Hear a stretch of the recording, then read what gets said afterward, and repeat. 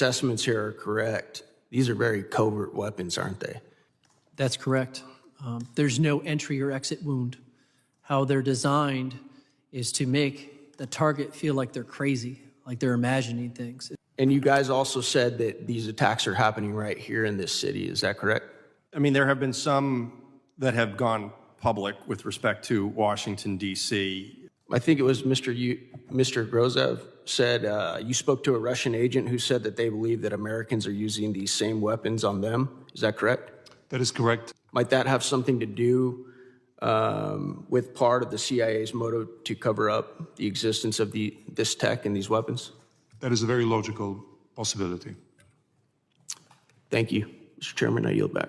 The gentleman yields. The chair now recognizes the gentleman from New York, Mr. Goldman, for his round of questioning.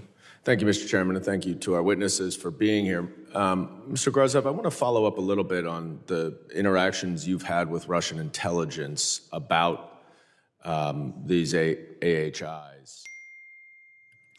And Mr. Zaid, I want to ask, and this is a hypothetical, but I'm trying to understand why our government would try to block information sharing or conceal information that they have. And one thing that comes to mind is whether there's an operational risk to revealing any of the details of their investigation. Is that something that you have come across in any of your work? There's a lot of reasons why the information might not be publicly released.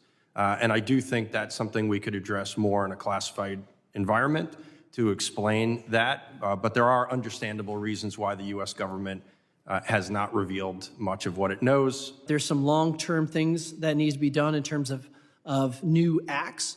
But in the short term, we need to do things like implement the original Havana Act. Yeah. DOD still hasn't done it. They still have not implemented the Havana Act. And we need a VA diagnostic code. Thanks to the VFW brothers and sisters that are here today and for your meeting earlier, we don't have a VA diagnostic code for the 500-some DOD survivors. Yeah. How are they going to get long-term care and disability without that?